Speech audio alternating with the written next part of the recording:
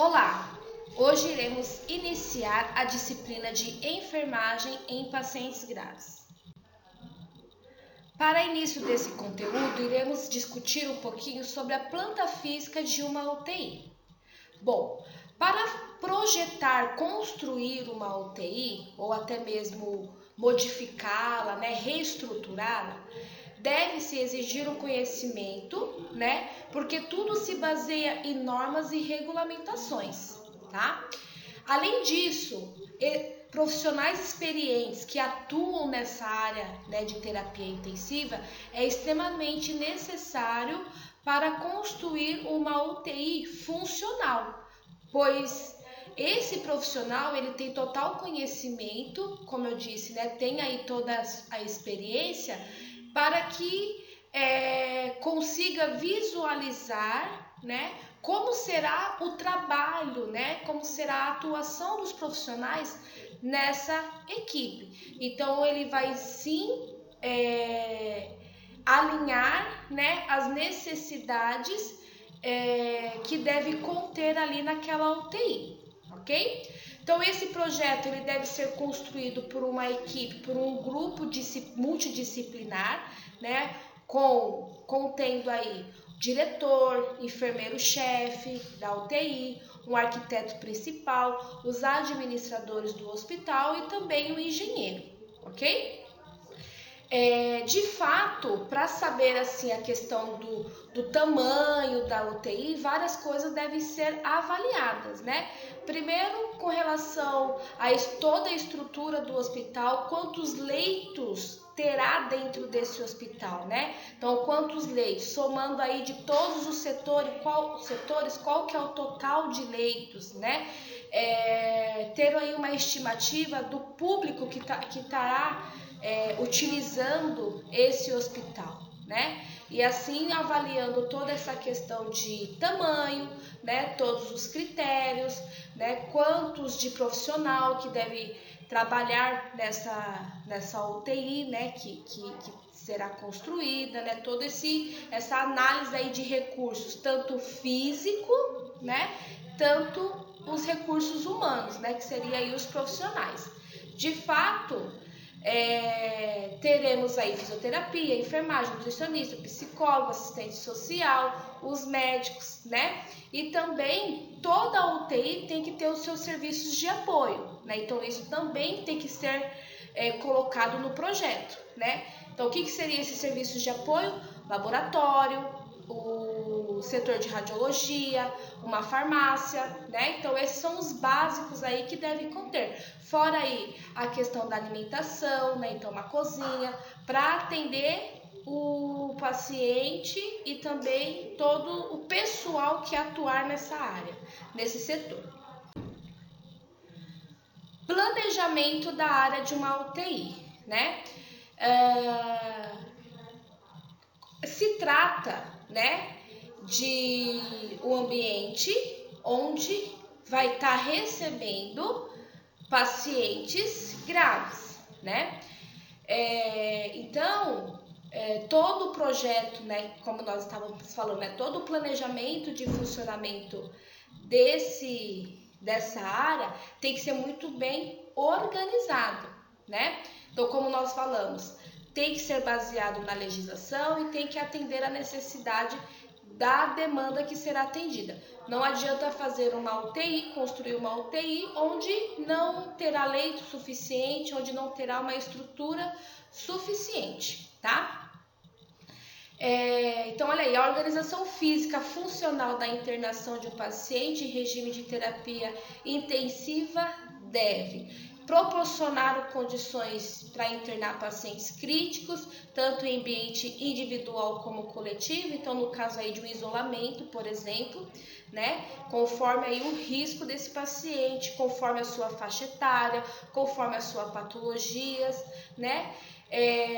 deve atender e respeitar os requisitos de privacidade, executar e registrar assistência médica de enfermagem intensiva, prestar apoio diagnóstico laboratorial, de imagem e terapia durante suas 24 horas, manter as condições de monitoramento e assistência respiratória contínua, prestar assistência nutricional e distribuir alimentos aos pacientes. Manter pacientes com morte encefálica, né, no caso aí quando houver a escolha da doação de órgãos, por exemplo, né? E para realizar aí a questão do transplante quando for consentido, né? Então, o que devemos entender aqui, que esse estabelecimento, né, deve atender e proporcionar, no mínimo, esses quesitos aí que demanda a sua característica de uma unidade de terapia intensiva, ok?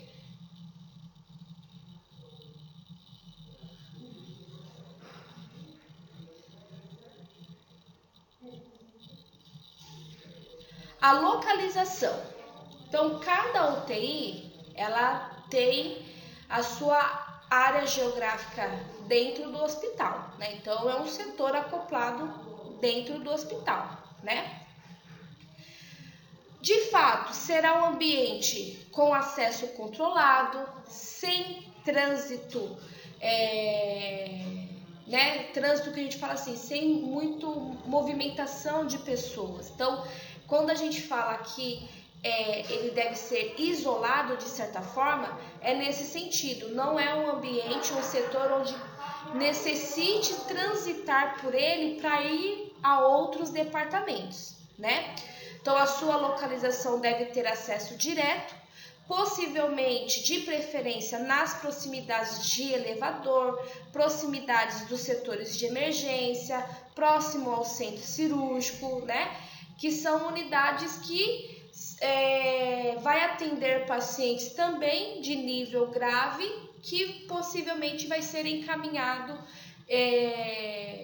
para esse setor da UTI. Então, sabendo que um paciente que passou por um processo cirúrgico, né, uma cirurgia de alta complexidade, com certeza é um paciente que vai necessitar da unidade de terapia intensiva, né? Então, colocando esse setor numa localização onde, né, esses outros setores adjacentes estejam próximos, né, será um grande benefício aí na questão da logística aí de transferências de paciente, tá?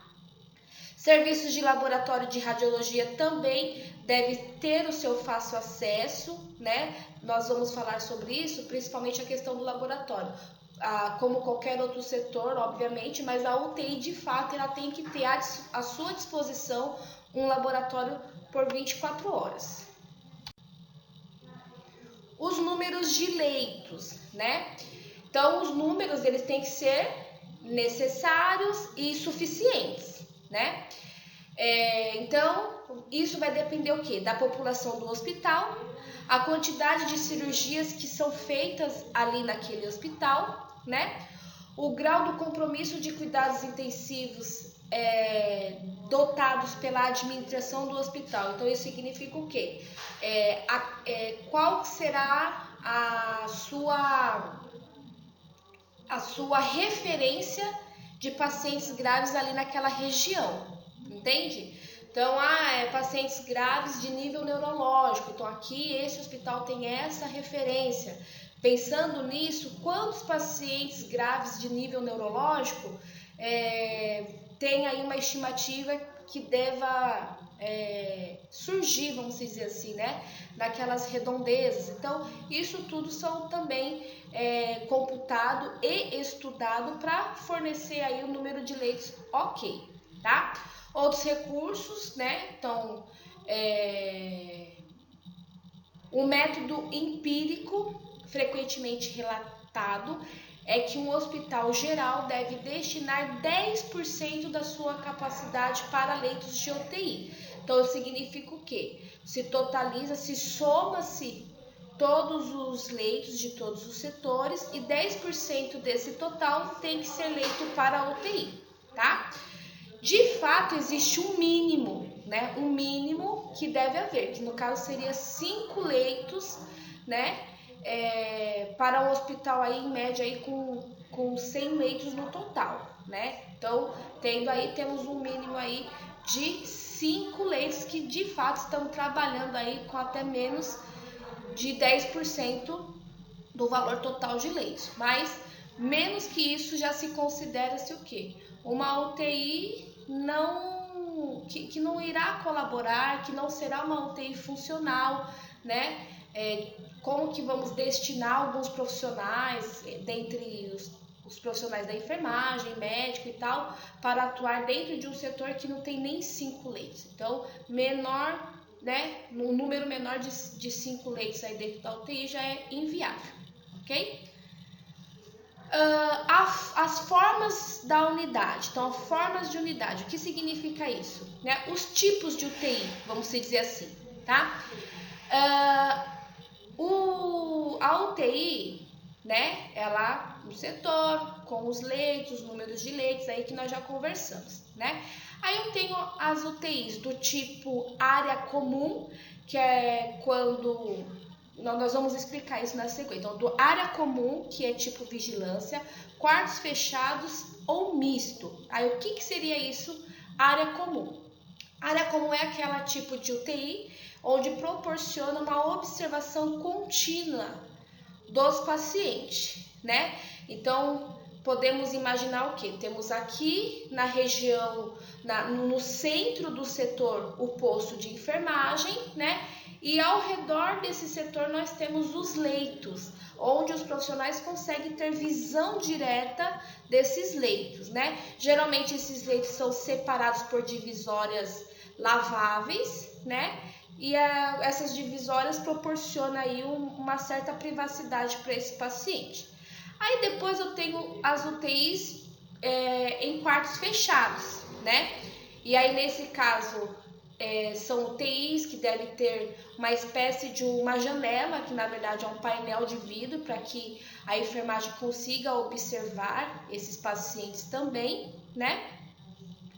E nesse caso, como de certa forma a observação desses pacientes é um pouco mais limitada, né, por eles estarem dentro dos quartos fechados, é necessário uma central de monitorização, que seria o quê? Se algo ocorrer dentro daquele quarto, se o paciente desaturar, se o paciente parar, o coração também do tipo área comum, né? Que é também muito bom, porque aqueles pacientes que precisam aí de uma certa privacidade maior, ou até mesmo se o isolamento, né, ainda maior, porque de fato, pensando em unidades de quarto fechado, o paciente ele tem um contato muito menor com outros pacientes, então a questão da infecção e tudo mais acaba até sendo um ponto positivo, né, nessas questões.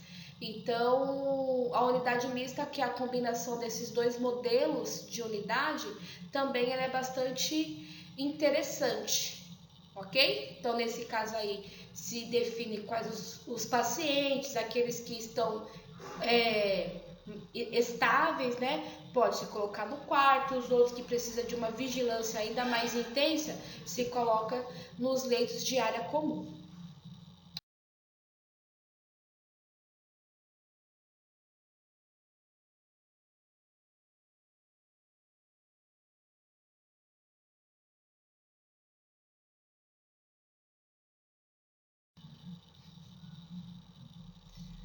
Área de internação, então a área dos pacientes, né? Então, como nós falamos, os pacientes deles devem ser dispostos de modo que consiga aí essa visualização direta com o paciente, né?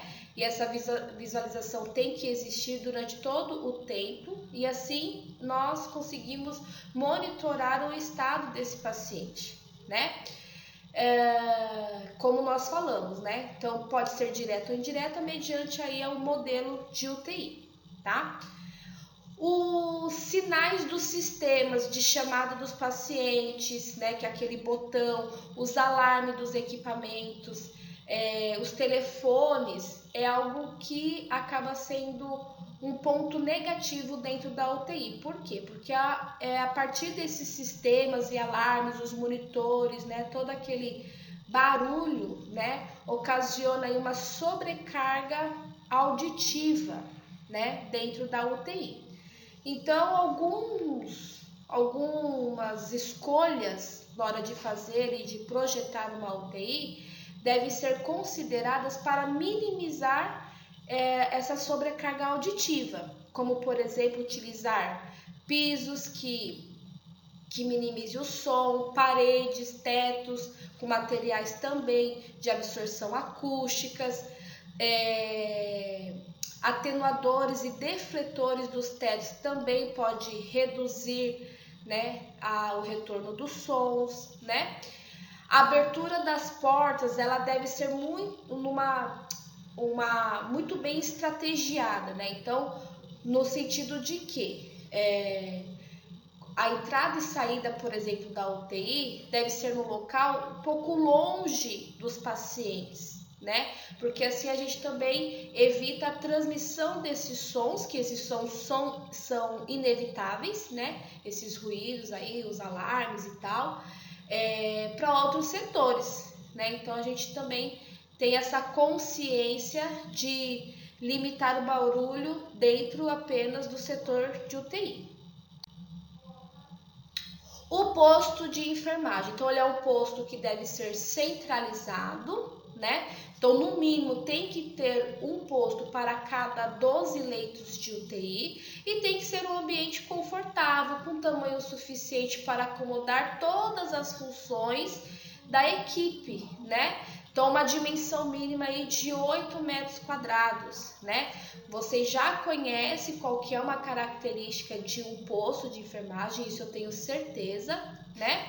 Sabe que é um local onde tem que ter um espaço, né, destinado para o preparo da medicação, para armazenar os anexos, né, toda a parte ali documental, prontuário dos pacientes, tem que ter uma iluminação adequada, instalações de água, de energia, balcão, lavabo, né?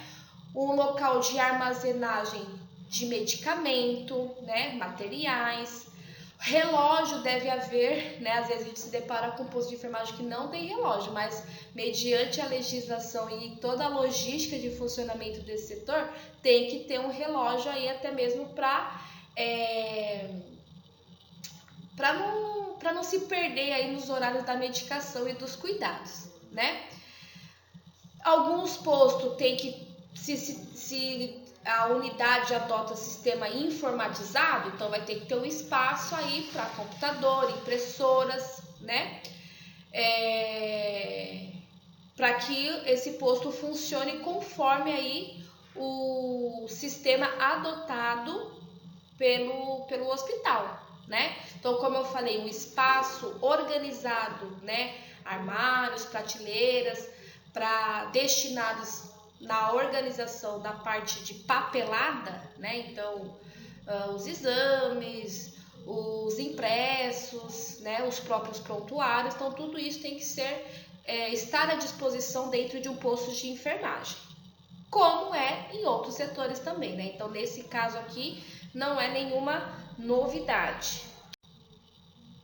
Além disso, nós temos a sala de utensílios limpos e sujo, que é o expurgo, que deve ser uma sala que tem dentro da UTI, porém num local um pouco mais isolado, né? Até pensando aí na questão de infecção e, enfim, né? Proliferação de micro-organismos, tá? Os banheiros do paciente, né? Que pode estar dentro do quarto ou né, se trata de uma unidade geral, vai estar lá. Se não, os quartos de isolamento tem que ter um banheiro em anexo. Sala de serviços gerais, né? Então, que é uma sala destinada a guardar materiais de limpeza, né? Que a gente conhece com muito mais frequência como DML, né? Depósito de material de limpeza, né? Onde vai ter que ter todos os recursos de um local de limpeza, né? Como um tanque, prateleiras, enfim. Um local para armazenamento de equipamentos, né? Então, nesse local os equipamentos que não são usados diariamente, que vai ser utilizados aí numa situação mais específica, ou quando o que estiver usando falhar, descarregar ou quebrar, tem que ter alguns equipamentos ali de reserva. Então, é um local que tem que estar em fácil acesso, né? Então, no espaço aí próximo, né, aos outros leitos, enfim, para que a gente consiga fazer essa troca de equipamentos, né? Ou ir lá e localizar algum equipamento que você esteja precisando, né?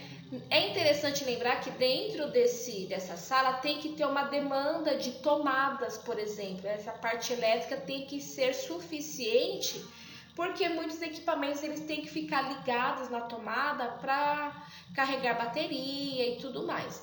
Então, não me adiantaria um espaço onde não tem tomada e que eu não consiga manter esses equipamentos em condições ideais para uso, né? Então, isso também tem que se atentar. Então, tudo isso que vocês estão vendo são coisas que devem ser o quê? Pensadas, arquitetadas na hora de estruturar uma unidade de terapia intensiva, né? O laboratório, como eu falei para você. Então, laboratório é um serviço que anda lado a lado do hospital, né? Então, mediante os resultados dos exames é onde consegue aí o atendimento e o acompanhamento desses pacientes, tá? Então, é um setor que tem que estar disponível 24 horas por dia, né? Então, se um laboratório central do hospital não puder atender as necessidades da UTI, tem que ter um laboratório satélite, né, dentro da UTI ou adjacente à UTI, né, então próximo à UTI, para fornecer tudo aí que pode necessitar, né, então testes químicos, hematológicos, né, enfim, exames laboratoriais, né. Sala de reunião, que também deve ter, geralmente essa sala utiliza-se para discutir casos, né? Então, como muitos casos são discutidos mediante a avaliação de exames por imagem, então é legal ser uma sala iluminada, uma sala que tem aí negatoscópio, né? Que é aquele painel iluminado para fixar as radiografias e tal, né? Então também tem que ter área de descanso dos funcionários, né? Então tem que ser um local privativo, confortável, né? Um ambiente aí com sanitários femininos e masculinos, com chuveiro, armários, uma copa, né, para fazer aí as refeições, uma copa totalmente equipada. Conforto médico, que também deve estar próximo aí da área de internação dos pacientes, ter fácil acesso, também ser equipado aí com chuveiro, né? Com uma ducha aí, caso o médico precise, né? E é uma sala que tem que estar interligada com a UTI por telefone ou alarme, né? Porque numa necessidade, numa urgência, aciona esse tipo de comunicação para solicitar a presença do médico. Nesse setor deve haver também recepção, né? Então, ou uma recepção para cada UTI ou para um grupo de UTIs, né? Tem hospital que tem até mais de uma UTI, né? Então, deve haver essa recepção, que é uma área onde irá ter o controle dos acessos dos visitantes, né? Uma área onde vai estar localizada de modo de fazer as identificações, né, dos visitantes antes de entrar, orientá-los caso necessite ter uma orientação, né? Então será feita nesse local, né, que é a recepção. A sala de espera dos visitantes, que é uma sala indispensável, né? Então é uma sala que deve também ser localizada próximo de cada UTI e é destinada aos familiares dos pacientes enquanto aguarda as informações ou são preparados para visitar esses pacientes, né? Então aqui também é onde pode ter ali um anexo para se paramentar esses visitantes, né, caso necessite, ok? Outra questão que deve ser bem discutida também é a rota de transporte de paciente, né? Então, essa rota, né? Então, os corredores, elevadores que será utilizado para transportar esse paciente, eles devem ser separados dos corredores que os visitantes, né, utilizam, né?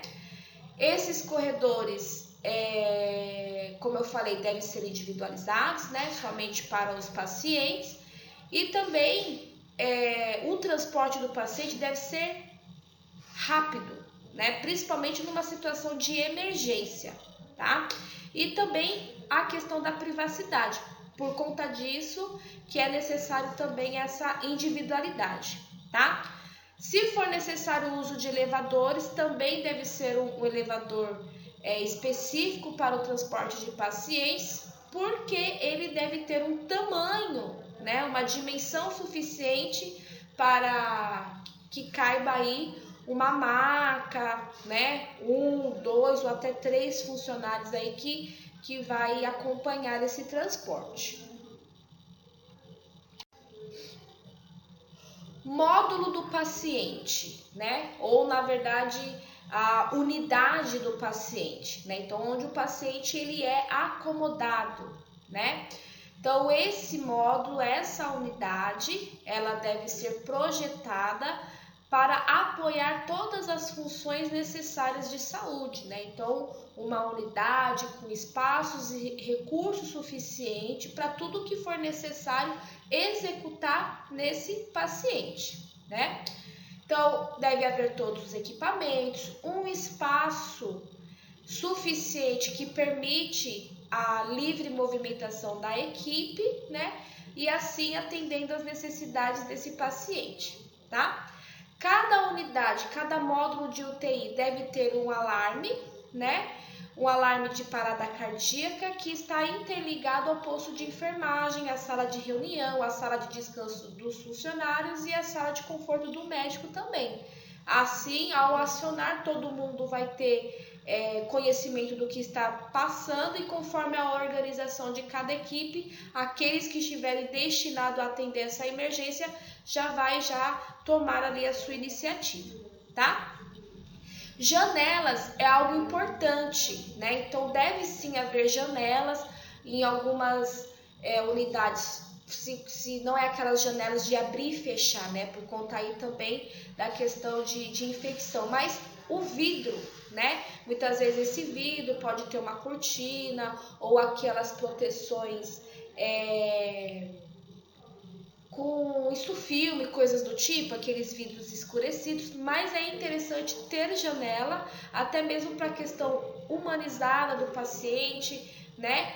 Muitas das vezes, setores que não tem nenhuma visão do que está acontecendo do lado de fora, a pessoa fica sem noção se é dia, se é noite, né? Então, é importante ter janela também, tá? Instalação de TV deve ficar fora do alcance dos pacientes. Então, se for operar, né, manusear, tem que ser através de controle remoto, tá? As considerações de conforto devem incluir métodos para estabelecer a privacidade do paciente, né? Então, quando se fala de conforto, não podemos esquecer da privacidade, que é um ponto muito importante.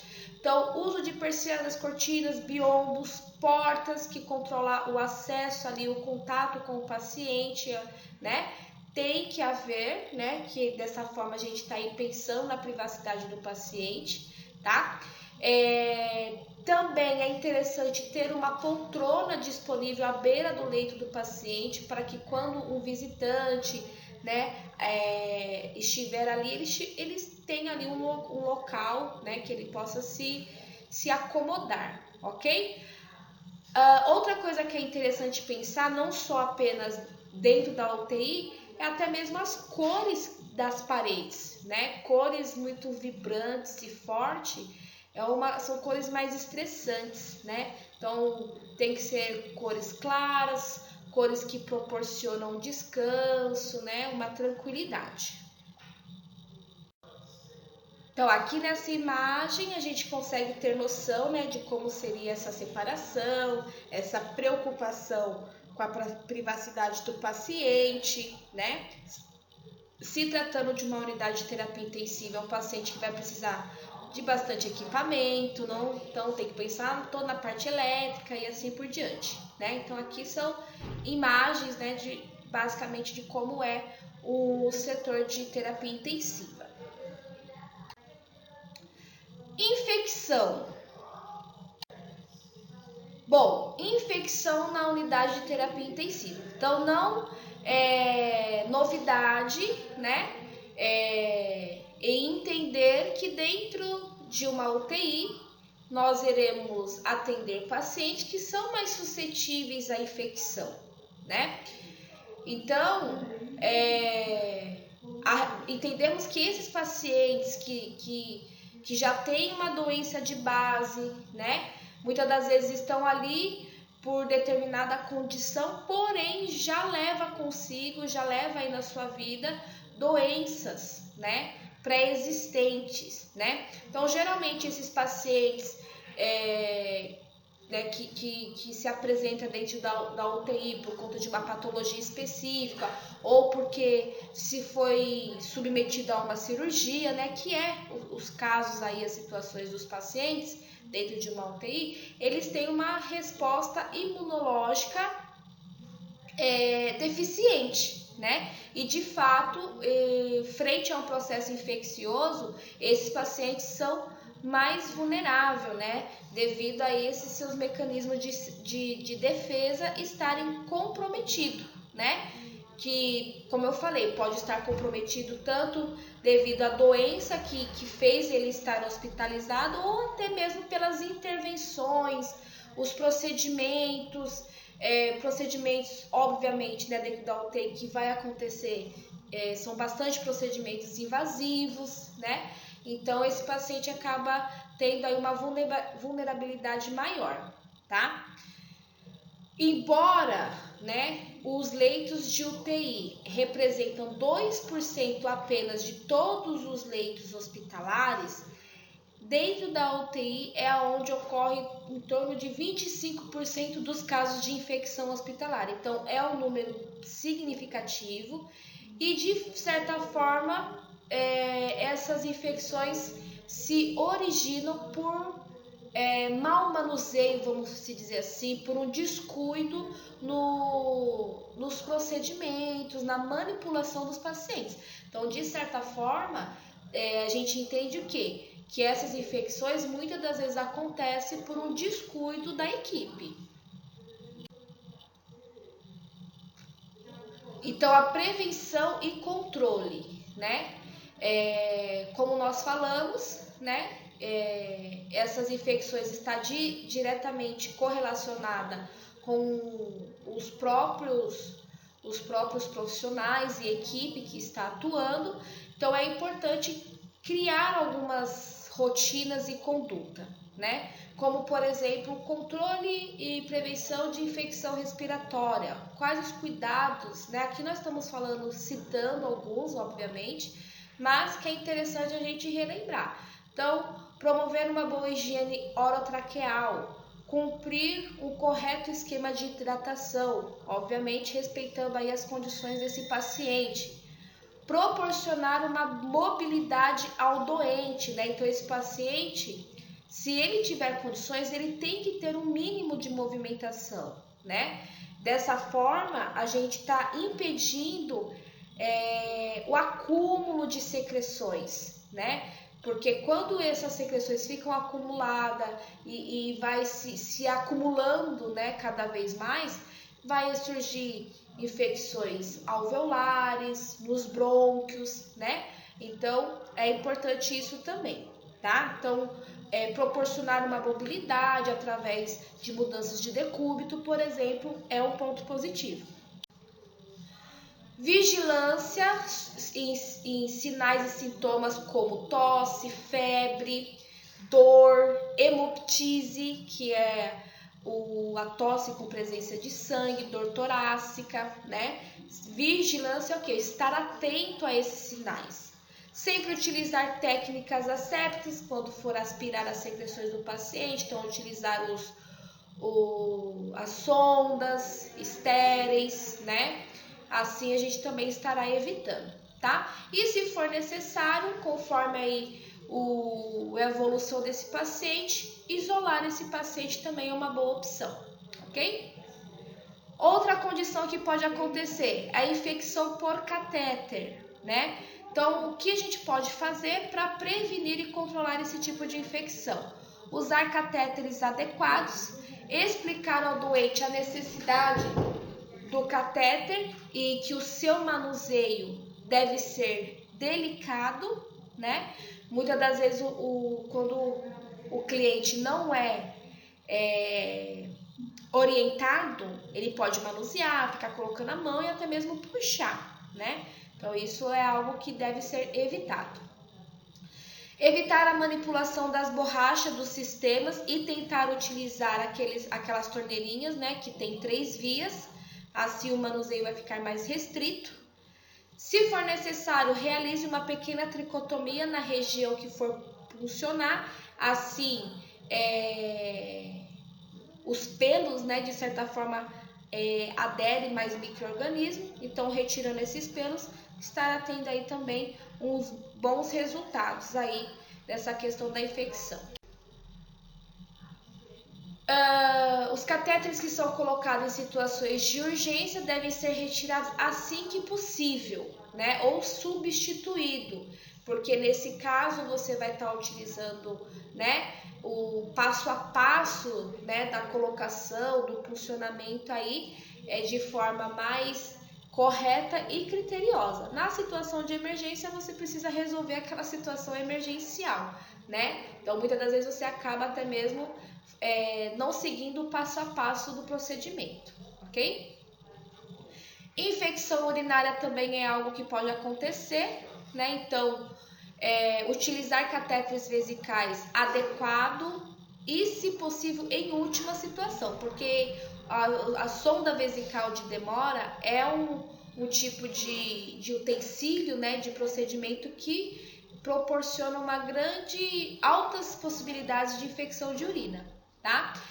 Quando realizar troca do paciente, fazer o procedimento de higiene perineal de forma correta, né? Evitar a manipulação desnecessária do catéter, utilizar sacos coletores de urina, sacos esterilizados, né?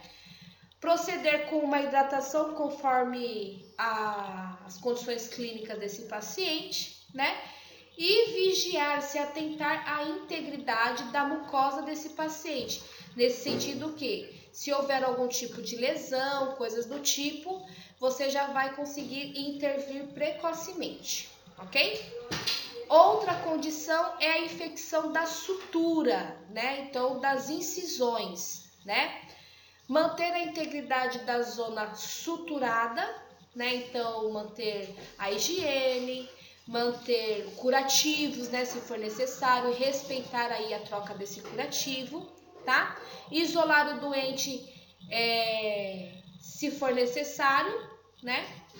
Caso ele tenha aí alguma infecção com alguma bactéria multiresistente, para que ele também não transmita essa infecção para outros pacientes.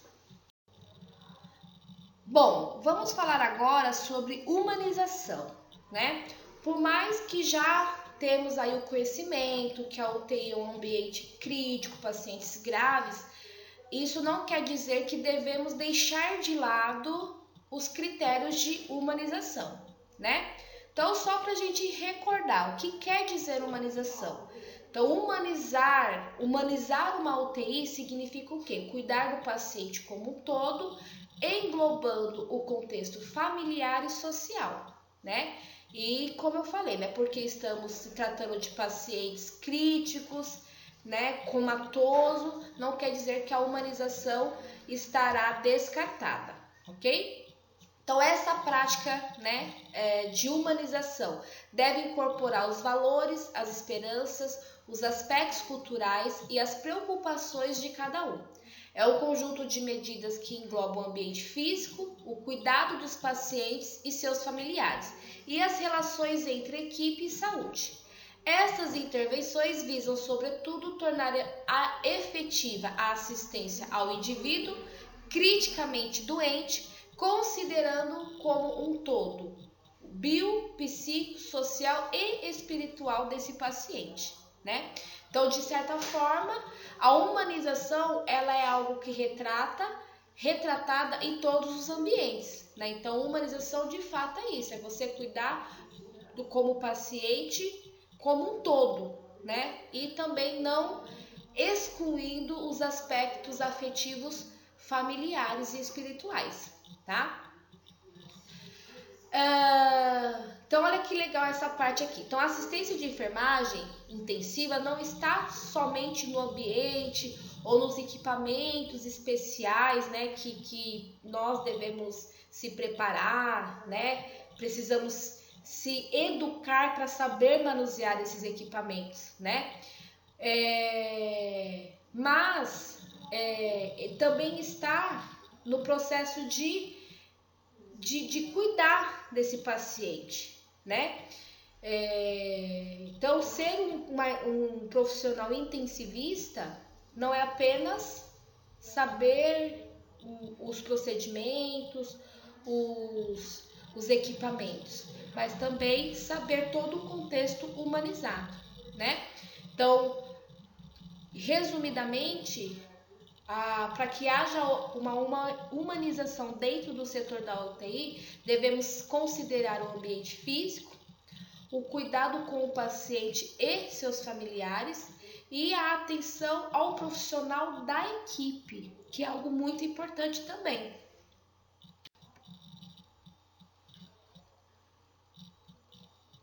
Por exemplo, aqui, atenção ao profissional da equipe, né? Nós, como já falamos, a UTI é um ambiente de certa forma estressante, né? Então, os profissionais que atuam nesse ambiente, ele é exposto, né, a um nível maior de estresse, né? Devido à logística, né? Devido ao funcionamento desse ambiente, né? Então, além de lidar com o ambiente, lida com a gravidade dos pacientes, com a assistência, né, que deve dar também aos familiares, porém também tem as suas emoções e seus conflitos, né? Então, o paciente ele tem que ser cuidado, não adianta cuidar sem ser cuidado, né? Então, por isso, deve-se sempre cuidar de quem cuida, né? Então, tudo que a gestão hospitalar fizer para minimizar estresse, minimizar fadiga física, emocional, considerar a remuneração, ter uma sala de descanso confortável, ter um atendimento psicológico, palestras educativas, com certeza estaremos cuidando de quem cuida, ok? A solução para a humanização está na equipe de saúde, que deve mostrar o seu lado humano a cada procedimento e, acima de tudo, mostrar que tem sentimentos, né? Então, a humanização, ela deve ser algo, fazer parte da filosofia da enfermagem, né? Ambiente físico, os recursos, materiais, equipamentos, sim, ele é importante, mas não só isso, né? A parte humana, a essência humana tem que estar presente também.